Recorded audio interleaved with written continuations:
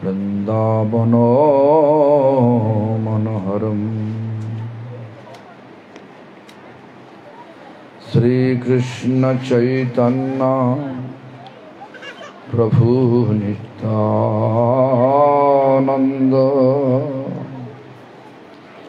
শ্রী অদ্বৈত গদাধর শিবাসাদি গৌর ভক্তবৃন্দ। হরে কৃষ্ণ কৃষ্ণ কৃষ্ণ হরে হরে, হরে রাম রাম রাম হরে হরে।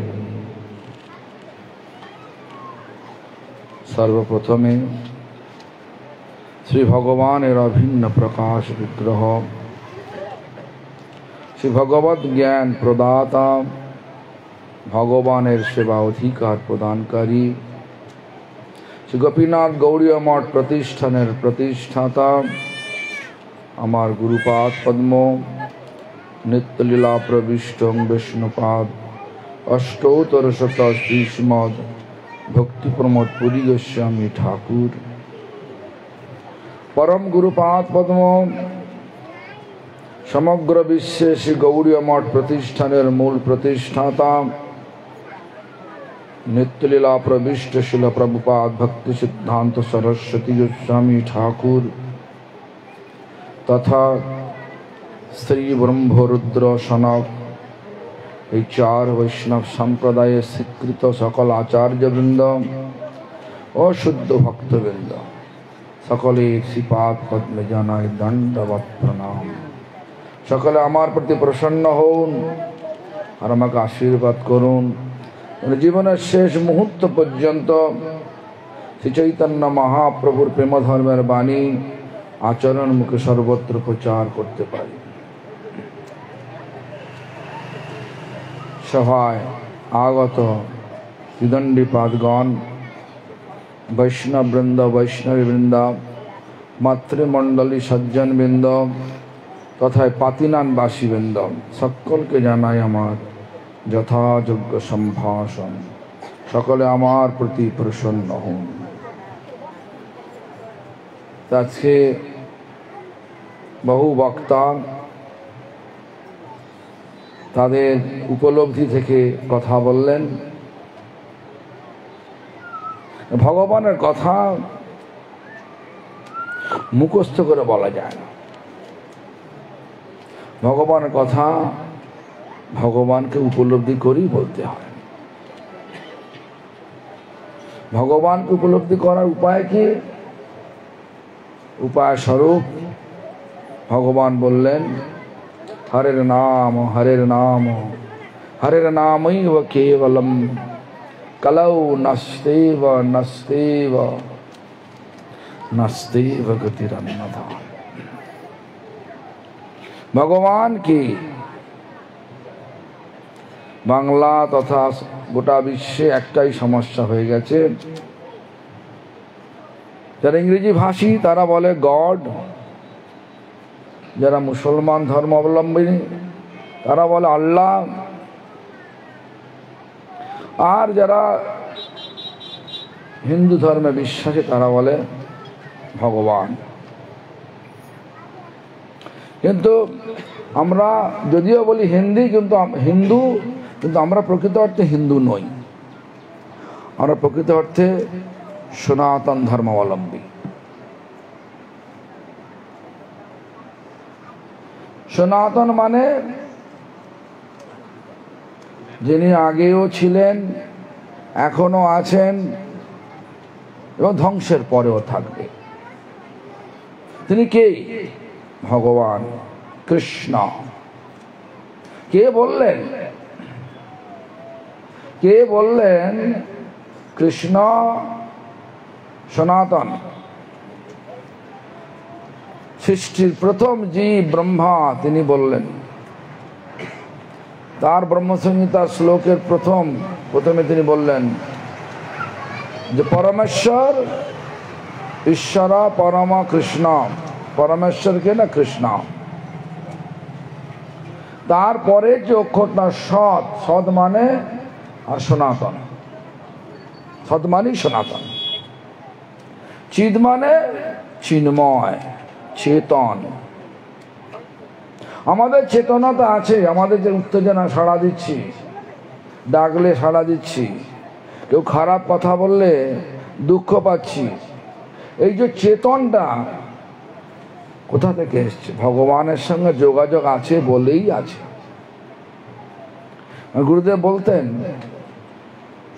যে আমাদের মানে ভগবানের পাদপদ্ম থেকে বিচ্ছুরিত এক জ্যোতি আমাদের মধ্যে লেগে আছে বলে আমাদের চেতন আছে। সেই বিচ্ছুরিত জ্যোতি যদি আমাদের থেকে চলে যায়, আমরা বলি মরে গেছি। কখন চলে যাবে কেউ জানে না, মানে কখন মরবো আমরা কেউ জানি না। আমার মনে হয় পর্বত মনে বলছিলেন, জীবন সমাপ্ত কালে করিব ভজন, এবে করি গৃহ সুখ, এ কথা নাহি বলে কখনো বিজ্ঞজন। আজিবা শতেক বর্ষে অবশ্য মরণ। আজ কিংবা আমাদের 100 বৎসর বয়সের মধ্যে 100 বৎসর আমাদের বয়স হবে, তার মধ্যে মরবই মরবো। ভাগ্যবান হলে 102 বৎসর 5 বৎসর থাকতে পারে। যাই হোক, আজিবা শতেক বর্ষে অবশ্য মরণ, নিশ্চিন্তে না থাকো ভাই, যত শীঘ্র পারো সেব গোবিন্দ চরণ। জীবনের ঠিক নাই,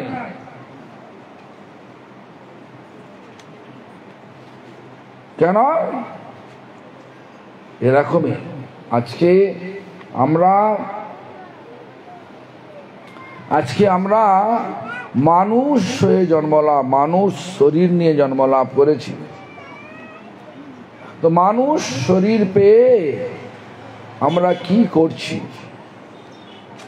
ভগবান বলে দিলেন, ভগবান যখন মানুষ দেহ দিলেন, দেখবেন এটা ব্যতিক্রম করে দিলেন। অন্যান্য জীবের থেকে আমরাও জীব, তারাও জীব, কিন্তু ব্যতিক্রম করে দিলেন। কেন? অন্যান্য জীবকে স্বভাব দিয়ে পাঠালেন, তার স্বভাবের পরিবর্তন করতে পারবে না। গরু সে বাঁ বাঁ করেই ডাকবে, সিংহ হালুম হালুম করেই ডাকবে, যতই হরিনাম শেখানো যাক করবে না। করবে? আর সিংহ সে মাংসই খাবে, ঘাস খিদে পেয়েছে ঘাস খাবে না, খাবে? আর গরু খিদে পেলেও মাংস তাহলে খাবে না, সে ঘাসই খাবে। প্রত্যেকটা স্বভাব দিয়ে পাঠিয়েছে প্রত্যেককে, কিন্তু মানুষ রূপী জীবকে কোনো স্বভাব দিলেন না। দেখবেন আমাদের কোনো স্বভাব আছে? যে যে নাম সঙ্গ করে তার সে নাম স্বভাব হয়। আপনারা আগে অনেক মানে যে সঙ্গ করেছেন, সেই সঙ্গের প্রভাবে ভাবতেন যে, যেহেতু বাঙালি সেটাই বলছি আমি, ভাবতেন যে মাছটা না খেলে শরীরটা পুষ্ট হবে না। ভাবতেন কিনা বলুন?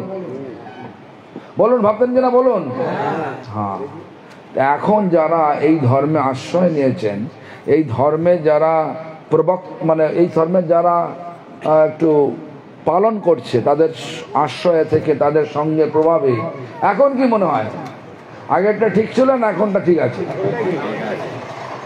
কারণ মানুষ যার সঙ্গ করে তার স্বভাবটা পেয়ে যায়। এজন্য বলছেন, কৃষ্ণ ভক্তি জন্ম মূল হয় সাধু সঙ্গ। কালকেও বলেছি, সাধু মানে কি? যারা নিত্য সত্য বস্তুর অন্বেষণ করে। নিত্য মানে চিরকাল একই রকম থাকে। ভগবান কৃষ্ণ, যারা কৃষ্ণের অন্বেষণ করেন, কৃষ্ণের মানে কৃষ্ণকে খোঁজেন। এখন ভগবানকে খোঁজার এই কলিযুগে উপায় বললেন, যেটা আমি আগে বললাম, হরের নাম মানে হরিনাম করো, হরিনাম করো, হরিনাম করো একমাত্র। কেবলম মানে একমাত্র, হরের নাম হরের নামৈব কেবলম।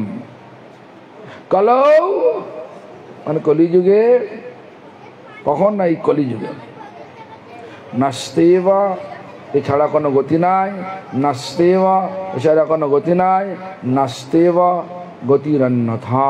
তিনবার নাস্তে বলা হলো কেন? সত্য যুগের ধ্যান এখন চলবে না, হবেও না। কেন হবে না? আমাদের দেখুন, এখন যদি বলা যায় এখানে 4টে পর্যন্ত প্রোগ্রাম হবে, বেশি নয়, এরই মধ্যে অনেকে অনেক উঠছে, এখানে যাচ্ছে, জল তেষ্টা লাগছে, কারণ নানা রকমের কি নেচার কল, কি বলে বাংলায় কি বলে, মানে মলমূত্র ত্যাগের প্রয়োজন হচ্ছে কি না, নেচার কল। তো যাই হোক, এসব বাধা এসেই যাচ্ছে। কিন্তু ধ্যান, সত্য যুগে ধ্যান করেছিলেন কে? হিরণ্যকশিপু ব্রহ্মার ধ্যান করতে কত বৎসর কাটিয়েছিলেন? 10,000 বৎসর। একটা পায়ে বুড়ো আঙুলের ওপর দাঁড়িয়ে হাতকে উঁচু করে ও নমো ব্রহ্মণ্য নমঃ এইভাবে আমরা যদি বলি 10 মিনিট এটা হাতটা রাখুন, তো করতে পারবেন? কোথায়? যদি বলে 4টে পর্যন্ত বসে থাকুন, তখনই নানা রকম প্রশ্ন, কিরাম ধরনের শ্যামল প্রভু করেছে, বলবেন কিনা বলুন? খিদে পাচ্ছে নাকি? ঘটনা হচ্ছে যে আমরা ধ্যান বলছি বটে, ধ্যান হবে না। ধ্যান করার মতো আমাদের সেই ধরনের কোনো মানে কনস্টিটিউশন নেই, মানে আমাদের শরীর উপযোগী সে ব্যবস্থা নেই। শরীর অন্নগত পান, খালি খাবো খাবো খাবো। জল তেষ্টা, যখন জল বসে বসে জল জল দাও, কেন? জলের একটুখানি, ঠিক আছে জল খাবো না, 4-5 ঘন্টা জল খেলাম না, কিছু ক্ষতি হবে? তাও পারছি না, তা ধ্যান করবেন কি করে? বৃন্দা দেবী নাম শুনেছেন? বৃন্দা, যে এখানে দেখছেন তুলসী দেবী না, বৃন্দা তো ছিলেন তো কেদার রাজার কন্যা। সে কেদার রাজার কন্যা বৃন্দা ছোট্ট বালিকা, মানে ছোট্ট মেয়ে, তার সমস্ত পার্শ্বদের নিয়ে খেলা করছেন। আর হঠাৎ শুনতে পেলেন যে একজন মহিলা কাঁদছেন। তখন সে পার্শ্বদের পাঠিয়ে দিলেন, রাজকন্যা, সে তাদের পাঠিয়ে দিলেন যে দেখো মহিলাটা কেন কাঁদছে। সবাই ঘুরে এসে বলল কি যে ও কাঁদছে একটাই কারণ, কিনা তার স্বামী মারা গেছে। তখন তিনি কি বললেন, মহিলাটা তো বোকা মহিলা, এমন এমন কাউকে বিয়ে করলো যে মারা যাবে। আমি যদি বিয়ে করি তো সে হবে, মানে সে যাতে অমর হয়, অমর বর চায়। এইভাবে একটা প্রতিজ্ঞা করলেন, করে বাবার কাছে এলেন। কেদার রাজা কেদারের কাছে এসে বললেন যে বাবা, তুমি যে আমার বিয়ে দেবে, আমার স্বামী যেন অমর হয়। বাবা বারবার বোঝাচ্ছে এই জগতে কেউ অমর নয়, সকলকে মরতে হবে, এটা মৃত্যুযোগ, এটা মৃত্যুলোক, সকলকেই মরতে হবে, কিন্তু না ছোড় বান্দা, অমর বড়ি চাই। তো যাই হোক, তখন বাবা বললেন দেখো একমাত্র ভগবানই অমর, তাহলে ভগবানকে বিয়ে করব। মেয়েকে বললেন, মেয়ে বলছে তো ভগবানকে বিয়ে করব। বলছে ভগবানকে পাওয়া যায় একমাত্র তপস্যা দ্বারা। ভগবানের তপস্যা করতে চলে গেলেন। কোথায়? যমুনার তীরে। কত বছর করলেন? 1000 বছর করলেন। তখনকার যুগে 1 লক্ষ বছর আয়ু ছিল। 1000 বছর, 1000 বছর তপস্যা করে, যেটা কোনো ব্যাপার নয়। সে বৃন্দা করেছেন 1000 বছর। তারপরে ভগবান প্রকট হলেন। ভগবান বারংবার বুঝালেন, বুঝলো না, তখন ঠিক আছে, তোমাকে আমি কিছু সত্যি কথা, আমাকে যদি আমি প্রতিরূপে পেতে চাও, তোমাকে এরম ধরনের জন্ম নিতে হবে। কি জন্ম? না বৃক্ষ জন্ম। তোমার পাতা দিয়ে, বৃক্ষ মানে এই তুলসী গাছ, তোমার পাতা ছাড়া আমি কারো থেকে কোনো দ্রব্য গ্রহণ করব না। 56 ভোগ ও 36 ব্যঞ্জন বিনা তুলসী কবু একো নাহি মানি। সেই জন্য ভগবানকে যখনই অর্পণ করা হয় তুলসী দিয়েই করা হয়। তো অনেক ঘটনা আছে। তো এইভাবে তপস্যা হবে না, নাস্তেব প্রথম নাস্তেব চলে গেল। আর দ্বিতীয় নাস্তেব না হচ্ছে ত্রেতা যুগে যজ্ঞ, সেটাও হবে না আজকে। কেন? যজ্ঞের উপাদান নেই। যজ্ঞে যে ঘিটা লাগবে, ঘি, সেটা যে গরুটা এঁড়ে বাচ্চা দিয়েছে সেই গরুর দুধ থেকে যখন ঘি হবে সেই ঘিটা হচ্ছে উপযুক্ত ঘি যজ্ঞের জন্য। এখন ম্যাডাম ঘি পাওয়া যাবে? আমার তো মনে হয় এখন যেসব ঘি দাও আমরা ব্যবহার করি ওখানে নানা রকমের ভেজাল থাকে, মানে পাওয়া যাবে। আমার যে যজ্ঞ করবে সেই ব্রাহ্মণকে নিরোগ হতে হবে, পাওয়া যাবে? নিরোগ ব্রাহ্মণ পাওয়া যাবে। এই জন্য আগেতে যজ্ঞ করলে যজ্ঞের কুণ্ড থেকে অনেক কিছু উঠতো, কিন্তু এখন কিছু ওঠে নাকি? ধোঁয়া ছাড়া কিছু ওঠে না নাকি? বলি মহারাজ যজ্ঞ করেছিলেন শুক্রাচার্যকে দিয়ে, সেই যজ্ঞ থেকে উঠেছিলেন রথ, ঘোড়া, হাতি, ধ্বজা, সমস্ত যুদ্ধ জয়সূচক সব জিনিস উঠেছিলেন। সে বলি মহারাজ যখন 99খানা যজ্ঞ সুসম্পন্ন করলেন আর যখন 100খানা করতে যাচ্ছেন তখন বামনদেব প্রকট হলেন। অনেক ঘটনা পেছনে আছে। প্রকট হয়ে যজ্ঞ ভঙ্গ করলেন। কিভাবে ভঙ্গ করলেন? না, যজ্ঞ বললেন, যজ্ঞস্থানে গিয়ে বললেন ভিক্ষাং দেহি, হে রাজন ভিক্ষাং দেহি, ভিক্ষা দাও। বলি মহারাজ দাতা ছিলেন, চলে এলেন, বললেন চাইলেন কি?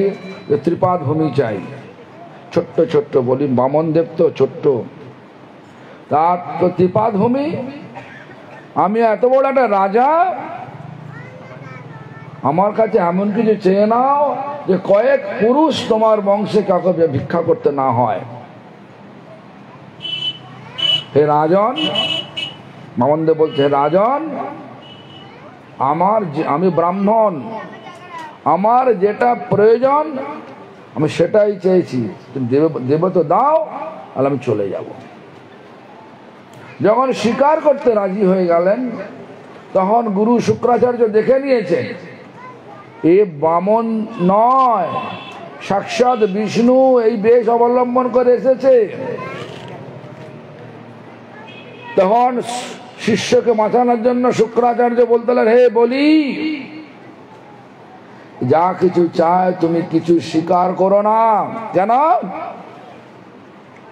সাক্ষাৎ বিষ্ণু। বলি মহারাজ বিষ্ণু ভক্ত,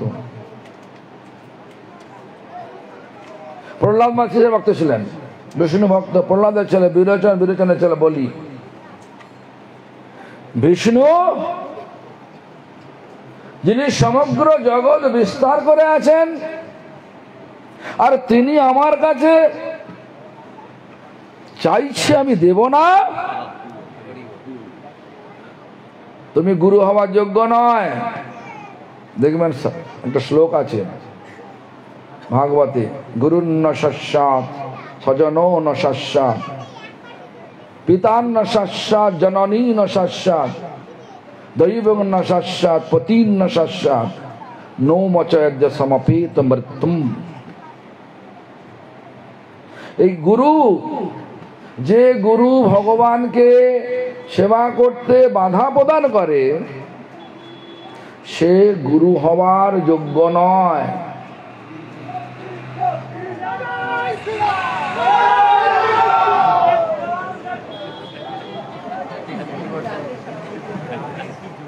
যাই হোক, যে গুরু সে একই জিনিস, স্বজন আত্মীয়। যে আত্মীয় বলে ভগবানের সেবা করো না, ভগবানের আরাধনা করো না, সে আত্মীয় হওয়ার যোগ্য না। যেমন বিভীষণ করেছিলেন। গুরু বলি মহারাজ গুরুকে ত্যাগ করেছিলেন। বিভীষণ দাদা রাবণকে ত্যাগ করলেন কেন? একই কারণে। রাবণ ভগবান রামকে শত্রু ভাবতে লাগলো।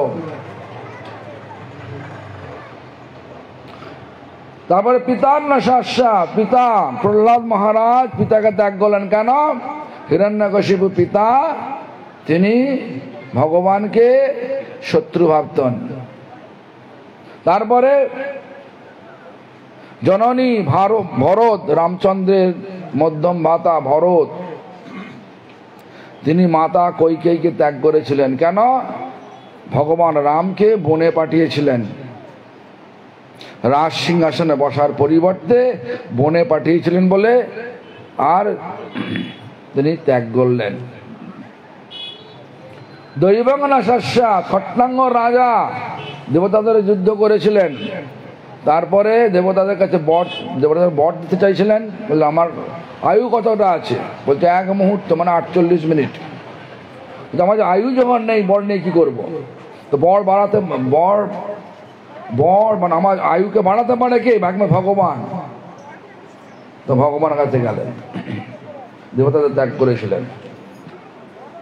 তারপরে পতিন্নশাস্যা, যে পতি মানে স্বামী পত্নীদেরকে ভগবৎ সেবা বাধা প্রদান করে, সে পতি হবার যোগ্য নয়। সেজন্য যোগ্য পত্নী যারা আছে দেখবেন, চতুর্বেদ ব্রাহ্মণরা যারা যজ্ঞ করছিলেন তাদেরকে ত্যাগ করে চলে গিয়েছিলেন যোগ্য পত্নীগণ। কোথায়? ভগবান কোথায় ভাত রোলে ভগবান ক্ষুধার্ত অবস্থায় ছিলেন, সেখানে চলে গিয়েছিলেন। এরকম ধরনের উদাহরণ আছে। তো আমরা এই যে ভগবান বলি মহারাজ গুরুকে ত্যাগ করলেন, তো আমরা যেমন এখানে বলছেন কি বলে প্রভু মানে প্রভুজি বললেন, গুরুনাথ প্রভুজি বললেন কি না, যদি আমরা কি বলে গুরু সেবা করলে সেই সব হয়ে যাবে। কথাটা সত্যি, যিনি যথার্থ গুরু হবেন তিনি গুরু অভিমান করবেন না, তিনি তার অনুগামীদের কৃষ্ণ নাম করতে বলবেন, কৃষ্ণ সেবা করতে বলবেন। কেন? প্রকৃতার্থে গুরুই তো ভগবান, মানে ভগবান মানে কৃষ্ণ। আমি বলছি না গুরু ভগবান মানে এটা নয় যে যে মন্ত্র দেব সেই গুরু হয়ে গেল।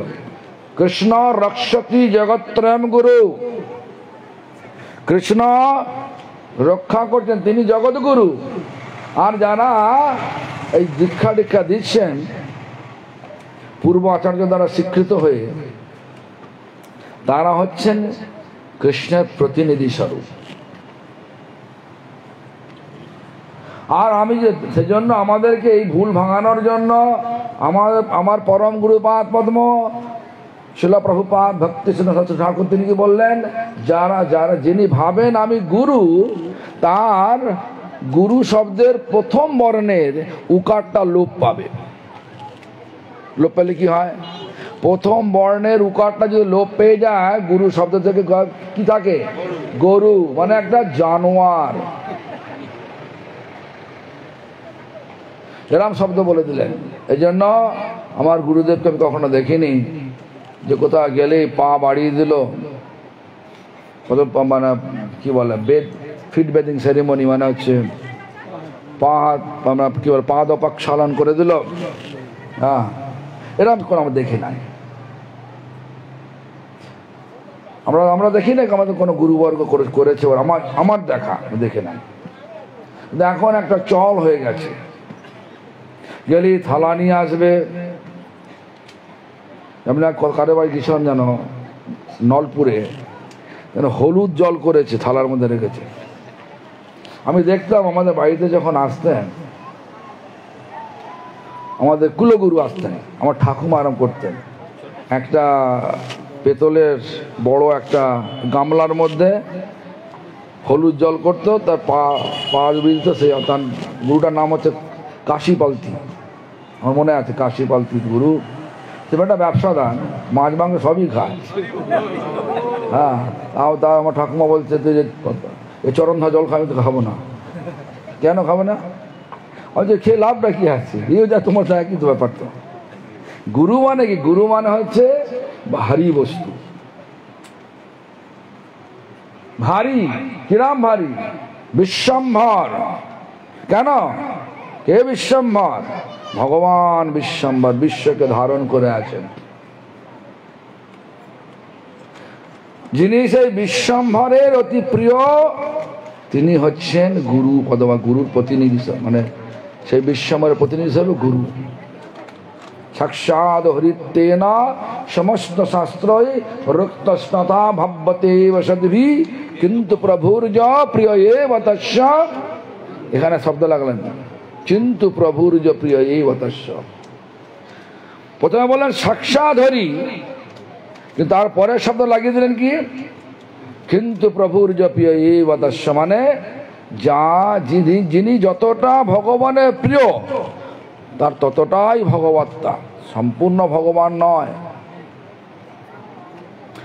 ভগবান আর গুরু অনেক তফাৎ রয়েছে। গুরু বুড়ো হয়ে যাচ্ছে, ভগবানকে বুড়ো দেখেছেন নাকি? দেখেছেন?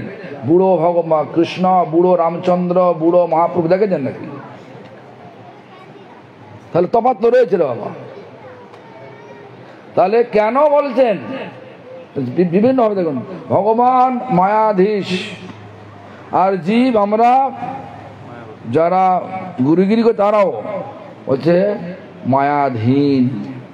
কেন বলছি ওটা ভাবো? কেন সদ্গুরু আবার মায়াধীন হয় না, মানে মায়ার অধীন হয় নাকি? তাই আরে আমি বলছি না, ভক্তিনাথ ঠাকুর বলছেন।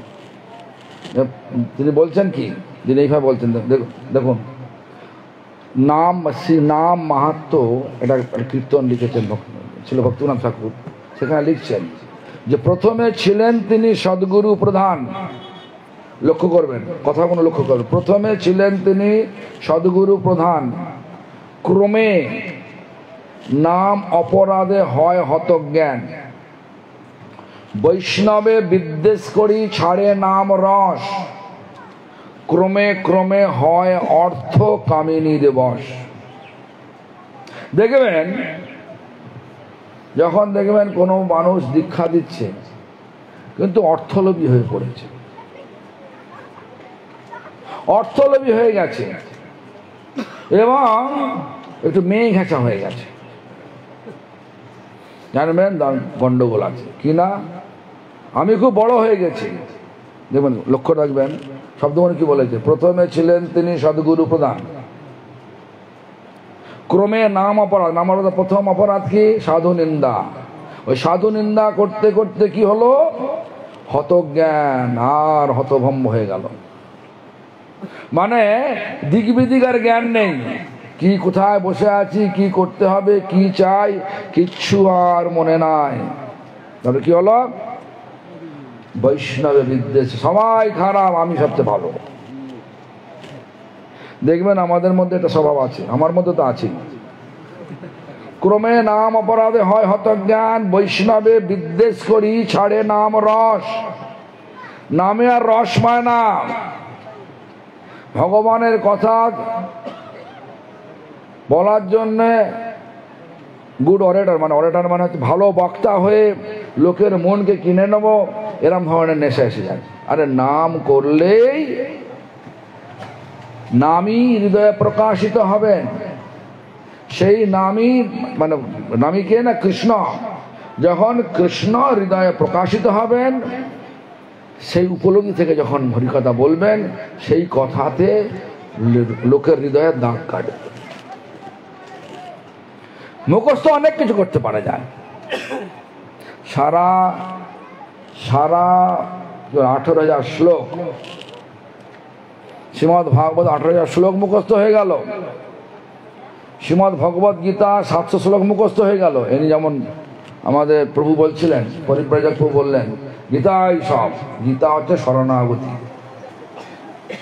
শরণাগতিটাই আসল। যেখানে শরণাগতি হচ্ছে ভক্তির দ্বার স্বরূপ, মানে দরজা। যেখানে গীতা সমাপ্ত হয়েছে সেখানে ভাগবতম আরম্ভ হয়েছে। যেখানে ভাগবতম সমাপ্ত হয়েছে সেখানে ভগবানের নাম আরম্ভ হয়েছে। আর সেই ভগবানের নাম ভগবান স্বয়ং ভক্ত বেশ নিয়ে আমাদেরকে দিলেন। আর বললেন কি, হরের নাম হরের নাম হরের নামই কেবলম। হরিনামকে অবজ্ঞা করে আমরা যা খুশি করি না কেন, প্রেম পাওয়া যাবে না, কিচ্ছু হবে না। আমার গুরুদেব বলতেন আমাদের পাঠের আসল লক্ষ্য কি? পাঠের আসল লক্ষ্য হচ্ছে শ্রোতাকে এবং নিজেকে হরিনাম উৎসাহিত করা। হরিনাম করার আসল লক্ষ্য কি? হরিনাম করার আসল লক্ষ্য হচ্ছে যে ভগবানের সেবা লাভ করা। এটাই আমাদের স্বরূপের পরিচয়। আমরা সবাই ভগবানের নিত্য সেবক।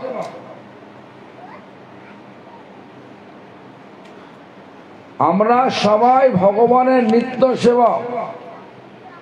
এই নিত্য সেবাতে প্রতিষ্ঠিত হতে গেলে আমাদের সকলকে হরিনাম করতেই হবে। আর হরিনাম করবো কিরম হবে? খালি মালা টানবে এরকম হবে না, নামের চিন্তা করতে করতে হরিনাম করতে হবে। হরে শব্দ উচ্চারণের সঙ্গে সঙ্গে হৃদয়েতে রাধা রানী প্রকাশিত হয়ে যাবেন। হে হরে হে রাধে মচ্চিত্তম হৃত্তা ভববন্ধনম উন্মোচনম।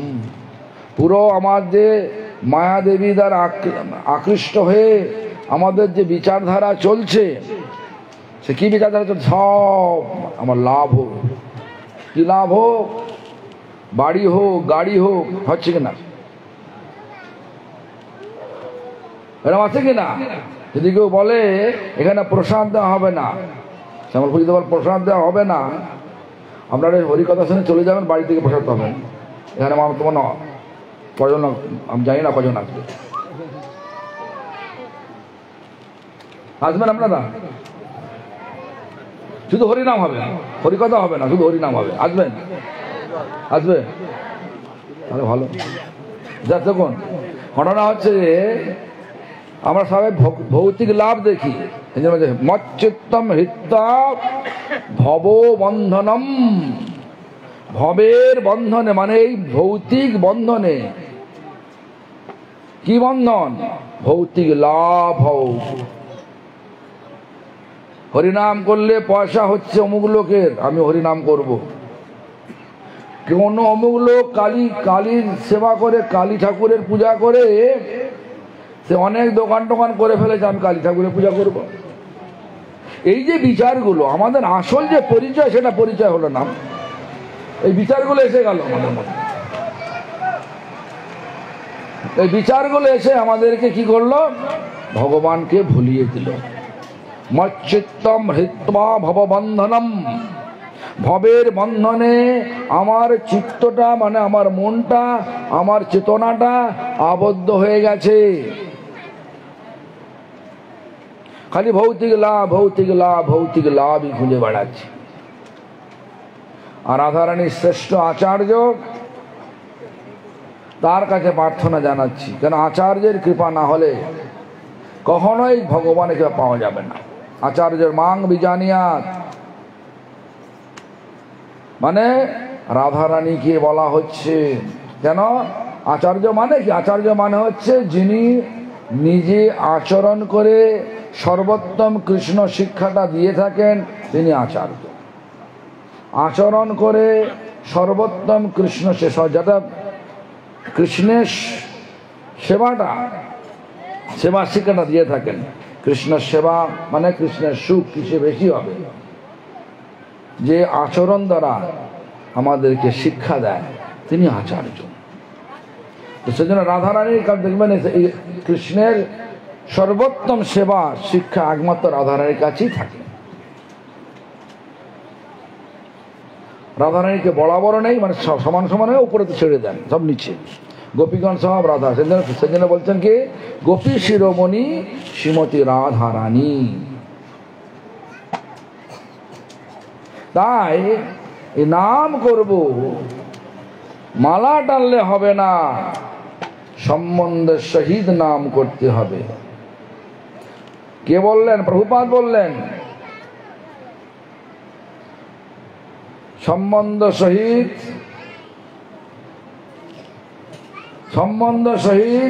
কর উচ্চস্বর হরি নাম রব, নামের প্রভাবে স্মরণ হইবে, সেকালে ভজন নির্জন সম্ভব। যে আসক্তি রহিত, আসক্তি মানে এই জগতে যে আসক্তি, যেমন আমাদের পর্বত মহারাজ বলেছিলেন, খন্তিরভ্যর্ত কালক্তং বিরক্তির মানসন্নতাশাবন্ধ সুমৎকণ্ঠা নাম গানে সদা বিচে, যে শ্লোকটা বলেছিলেন ওখানে বলেছেন এই বিষয়ে বিরক্তি, আসক্তি রহিত মানে এই ভোগ, যেখানে ভোগ আছে, ভৌতিক ভোগ আছে, সেখানে বিরক্তি নিয়ে আসতাম, মানে সেটা অটোমেটিক্যালি বিরক্তি হয়ে যাবে। যখন আমরা অমৃতের স্বাদ পাবো, তখন গুড় খাওয়ার জন্য মাতামাতি করব? হরিনামামৃতের স্বাদ যারা পাবে, তারা ভৌতিক লাভের আশাটা তখন বিরক্তি ছিল না, এটা দেখবে না। ভক্তের স্বভাব এরকমই। গৌড়ীয় মঠের চরমে, মানে 1টা বেজে গেছে, আমার যেতে হবে, আমার সভা আছে রাজহাটিতে। তো ভক্তের স্বভাব কি? ভৌতিক লাভ কিছু চায় না। কি চায়? ভগবানের পাদপদ্ম সেবা চায়। পাওয়া যাবে কিভাবে? নামের দ্বারা। কেন? নাম করলে কি হয়? নাম করলে অনর্থ চলে যায়। অনর্থটা কি? অনর্থ হচ্ছে স্বরূপ ভুলে গেছি, বিষয়ে লোভ এসে, ভোগে লোভ এসে গেছে, অপরাধ বোঝে কোনো ক্ষতি বলে মনে হয় না, অপরাধ করছি ক্ষতি বলে মনে হবে না। আর হৃদয় দৌর্বল্য, অনেক কিছু আছে, এটা না করলে হয়, ওটা না করলে হয়। বাড়িতে রাধারানীর পূজা করছো, আর সঙ্গে সঙ্গে বলছো লক্ষ্মী পুজো না করলে হয় কি? আরে লক্ষ্মীময়ী শ্রীমতী রাধা, লক্ষ্মীর সহস্র শত সম্ভম সেব্যমানং গোবিন্দ মহাদি পুরুষং তমহং ভজামি। সহস্র লক্ষ্মী সেই গোবিন্দের সেবা পাওয়ার জন্য লালায়িত হয়ে অপেক্ষামান আছে, আর রাধারানীর সঙ্গ পাওয়ার জন্য সেই গোবিন্দ লালায়িত। রাধারানীর বাড়িতে পূজা করছেন, হৃদয় দর বললাম আমার বাবা ঠাকুরদা করে গেছে, লক্ষ্মীর ঝুলি, লক্ষ্মীর হাঁড়ি রাখতে হবে বাড়িতে, আছে কিনা? হ্যাঁ, লক্ষ্মীর হাঁড়ি এরকম ধরনের হৃদয় দর। যেমন চাটা খেয়ে আসছি, আর পাচ্ছি না, মাথা যন্ত্রণা হচ্ছে, ঠিক আছে চা একটু খেয়ে নিলাম, এগুলো হচ্ছে হৃদয় দর বলল। ঝগড়া করতে নেই, নিন্দা করতে নেই, তথাপি আগের স্বভাবটা রয়ে গেছে, ঝগড়াও করে ফেলছি, নিন্দাও করে ফেলছি, সব যাচ্ছে, অনর্থ রয়ে গেল। আর হরিনাম করলে অনর্থ কাটে। হরিনাম করেও যদি অনর্থ না গিয়ে থাকে, জানবেন কোনো অপরাধ হয়ে গেছে। সেজন্য হরিনাম, আমার সময় তো হয়ে গেছে, তো মানে শুধুমাত্র বক্তব্যের ভূমিকা টানলাম, তাতেই সময় শেষ হয়ে গেছে। তো যাই হোক, আসলে আমার স্বভাবটা কি হয়ে গেছে, আমি যেখানে যাই একাই যাই, বিদেশে অন্য ভাষায় আমি একাই বলি, 2 ঘন্টা 3 ঘন্টা ধরে বলি। আর এখানে অনেক বক্তা থাকে, আর আমার সাজাতে আমি অনেক ছোটোখাটোভাবে বলতে পারি না। তো যাই হোক, আশা করি আমার কথাটা বুঝতে পেরেছেন তো নাকি? তো হরিনাম করবেন, অপরাধ শূন্য হয়ে হরিনাম করবেন। কেন? চৈতন্য চরিতামৃতে বলে দিচ্ছেন, নিরপরাধের নাম লইলে পায় প্রেমধন। যখন নিরপরাধের নাম নেব, তখনই প্রেম আসবে, প্রেমের দ্বারাই ভগবানের সেবা হবে। কর্তব্যবোধে সেবা হবে না, কোনো আশা নিয়ে করলে সেবা হবে না। ভয়ে ভয়ে করলে সে হবে না। হরিনাম করবো কেন? মৃত্যু ভয় আছে, মৃত্যুর সময় যম আসবে, হিড়ি করে টানবে, কাঁটার ওপর রাস্তা দিয়ে নিয়ে যাবে, এই ভয়ে করলে হবে না। ভয়ে নয়, আশায় নয়।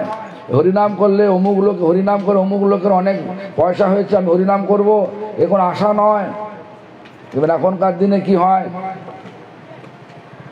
লোক খোঁজে কোনখানে কোন সোসাইটিতে গেলে আমি বিদেশ যেতে পারবো, সেই গুরুর থেকে দীক্ষা নেবো, বিদেশ চলে যাব, আর সেখান থেকে গ্রিন কার্ড ফ্রিন কার্ড নিয়ে আর বিদেশি বউ বিয়ে করে ওখানকার দেশের নাগরিক হয়ে যাব, এই আশা নিয়ে।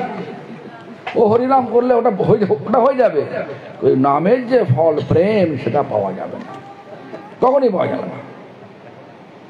কারণ আমি নিজেই ভুক্তভোগী। কেন বলছি? আমি 10 জনকে নিয়ে গেছি বিদেশে, আমেরিকায়। সবাই বলেছিল যে মহারাজ আমি একটু ছোটোখাটো একটু পয়সা না নিয়ে একটা ভজন কুটির বানাবো, প্রধান ধামে বানাবো। সেটা ভজন কুটির হয় না, সে বিদেশের নাগরিকত্ব নিয়ে ওখানেই আছে সব, আর এখানে পেল্লায় বাড়ি করেছে। পেল্লায় যখন যে মুহূর্তে গ্রিন কার্ড পেয়ে গেল, সে আর আমার থাকলো না, সে পেট্রোল পাম্পে কাজ করে, মাংস বিক্রি করে, আর মায়াপুরে এসে ভালো সুন্দর চওড়া কাপড় পরে ঘুরে বেড়ায়, হরিনাম মালা নিয়ে ঘুরে বেড়ায়। আমি দেখি হাসি, আর আপনারা সব ভাবেন কত বড় ভক্ত। দেখো,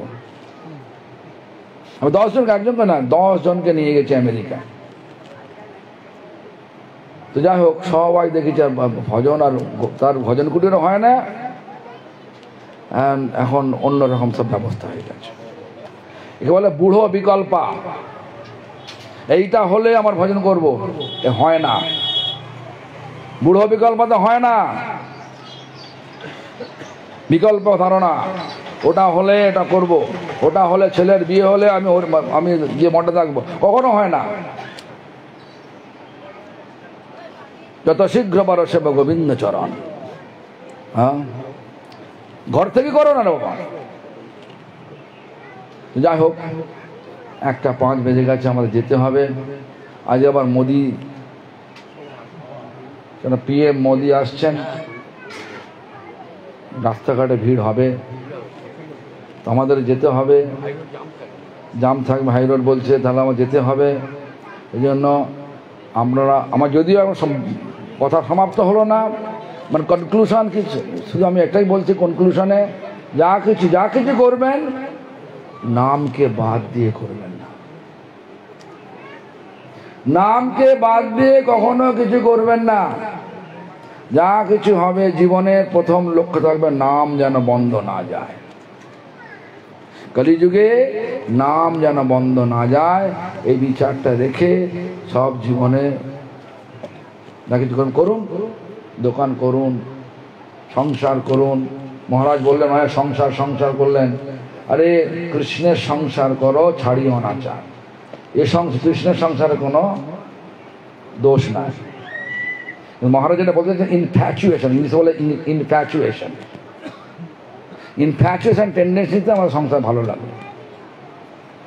মানে স্ত্রী পুরুষের যে স্বাভাবিক আকর্ষণটা তখনই থাকে, যতক্ষণ থাকে ততই সংসারটা ভালো লাগে। তারপরে যখন কেটে যায় তখন সংসারটা মানে বিষ হয়ে যায়। এটাই মনে বলতে চাইছিল।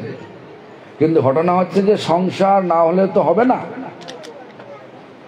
কিন্তু সংসার করলে হবে না, সংসারের মাঝখানে ভগবানকে লাগাতে হবে। কৃষ্ণের সংসার করো, ছাড়িও না। তাহলে কি হবে? গৃহে থেকো, আর বনেই থাকো, আর মঠেই থাকো, সব সমান হয়ে যায়। বুঝলে, সংসার খারাপ না, ভালো আমি বলছি ভালো, যদি কৃষ্ণকে মাঝখানে রেখে করেন। আমাদের সব বক্তারা সব অনেক বলে সংসার করে মিছে গেল কাল। মানে সংসার মানে আসক্তি, এই ভোগের আসক্তি করে ভোগ করতে পারি না। সংসার মানে আসক্তি। তো ভোগে আসক্তি থাকলে ভোগভূমিতেই থাকতে হবে। এই জন্য এই ভূমিটা হচ্ছে ভোগভূমি। সংসার, এই যে জগৎটা হচ্ছে ভোগভূমি, আর ভগবানের জগৎটা হচ্ছে সেবাভূমি। আমাদের স্বরূপের পরিচয় হচ্ছে আমরা সবাই ভগবানের নিত্য সেবক।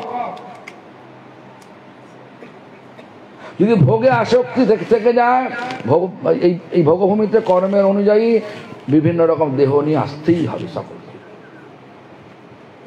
কিন্তু আমাদের স্বরূপের পরিচয় কখনো প্রতিষ্ঠিত পারে না। স্বরূপটা কি? সেবা। কার সেবা? ভগবানের সেবা। যার সেবা করলে সমগ্র বিশ্ববাসীর সেবা হয়ে যায়, সমগ্র জীবের সেবা হয়ে যায়। তাই ভগবান কৃষ্ণকে মাঝখানে রেখে সংসার করুন, হরিনাম করুন। আর কর্তব্য, এটা আমি বলছি না, এটা মহাপ্রভু বলেছেন রঘুনাথ দাস গোস্বামীকে। কি বললেন? যথাযোগ্য বিষয় ভুঞ্জ অনাসক্ত হইয়া অন্তরে নিষ্ঠা কর, বাহ্য লোক ব্যবহার, অচিরাৎ কৃষ্ণ তোমায় করিবেন উদ্ধার। তাই যেটা কর্তব্য আছে সংসারে, আপনাদের গৃহেতে, সেটা করুন। তার মাঝখানে একটা সামঞ্জস্য করে ভগবানের সেবা রাখুন। ভগবানের সেবা ছাড়া কৃষ্ণের সংসার হয় না। আর ভগবান বলছেন, মানে আমাদের আচার্যগণ বলছেন, কৃষ্ণের সংসার করো। আচার্যের বাক্য শুনুন, কৃষ্ণের সংসার করুন, আর জীবনটাকে সেবাময় করে এই মানুষ জীবনকে সার্থক করুন, সফল করুন, শান্তিময় করুন। ওম শান্তি, ওম শান্তি, ওম শান্তি। হরি বল।